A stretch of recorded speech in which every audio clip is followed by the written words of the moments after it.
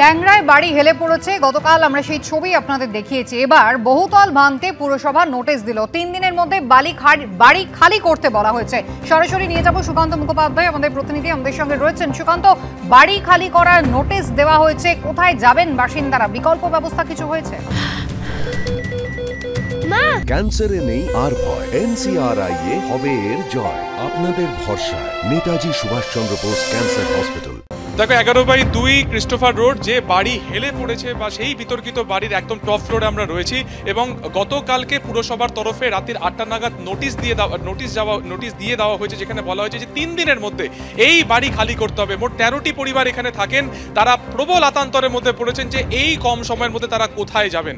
এবং এই বাড়িটি, তোমাকে আরও একবার ছবিটা দেখাবো, পাশের এই যে G+6 বা এই যে 6 তলা বাড়িটি, সেটার দিকেই কার্যত হেলে গিয়েছে এই ক্রিস্টোফার রোড বা 11/2 ক্রিস্টোফার রোডের এই বাড়িটি।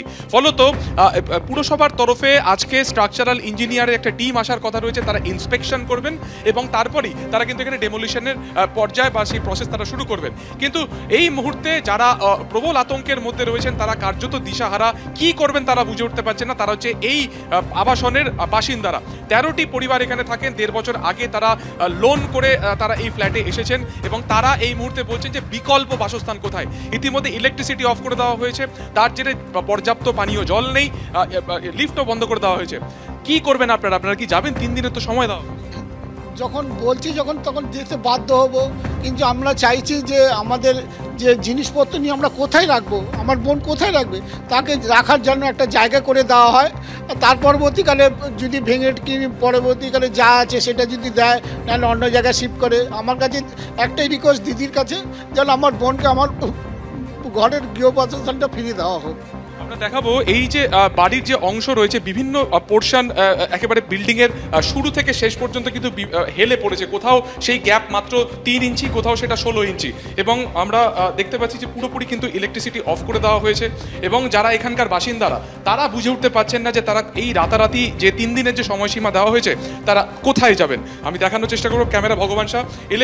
ইলেকট্রিক পুরোপুরি বন্ধ। এই হচ্ছে লিফটের কানেকশন নেই এবং একেবারে ফ্ল্যাটেরও কানেকশন নেই। তারা কার্যত এই মুহূর্তে কিন্তু একেবারে প্রবল আতান্তরের মধ্যে পড়েছেন। আমরা কথা বলে নেব। মাত্র কয়েক মাস আগে তো আপনারা এখানে শিফট করেছিলেন, এখন বলা হচ্ছে 3 দিনের মধ্যে চলে যেতে। কি করব? আমরা কি করব? আমরা তো যেতে চাইছি না। মাথা তলে আমাদের একটা ছাদ দেখতে হবে, আমরা যাবো, নাহলে আমি যাবো না। মরতে হয় আমি এখানেই মরবো। এই যে জিনিসপত্র রয়েছে, কোথায় রাখবেন? কোথায় রাখবো সেটা বলুন না, তার একটা ব্যবস্থা করবে তো। আমি তো বলছি, আমি তো কালকে এখানেই ছিলাম। যদি মরতে হয় আমি এখানেই মরবো, আমি এখানেই ছিলাম। আচ্ছা, আমরা কোথায় জিনিস সরাবো? যদি মরতে হয় এর তলায় আমরা মরবো। কাউন্সিলর বলছেন তিনি জানতেন। কাউন্সিলর আমরাও জানতাম না। আমরা 2 দিনের মধ্যেই এই মাঠে খেলা হচ্ছিল, তখন বন্ধু বান্ধবরা সবাই বলাতে তখন আমরা জানতে পেরেছি। আমরা তো আর ঘরের আশেপাশে আমরা ঘুরছি না যে এর জন্য আমাদের এরকম হবে। আমরা এখান থেকে যাবো না। সোজা কথা হচ্ছে, মোদ্দা কথা হচ্ছে, এখানে যা হবে এখানেই হবে। বিপজ্জনক, আপনাদেরকে তো যেতেই হবে। আমাদের যদি কিছু ঠিক করতে হয় সরকার করবে, আমাদের নিজস্ব ক্ষমতা নেই। আমাদের যা ক্ষমতা, আমরা এখানে ভিখারি হয়ে গেছি। দেখা যাচ্ছে এই মুহূর্তে জিনিসপত্র তারা কিছু করে কিন্তু অনেকে রেডি করছেন। কিন্তু আমি একবার সার্বিকভাবে ছবিটা দেখাবো।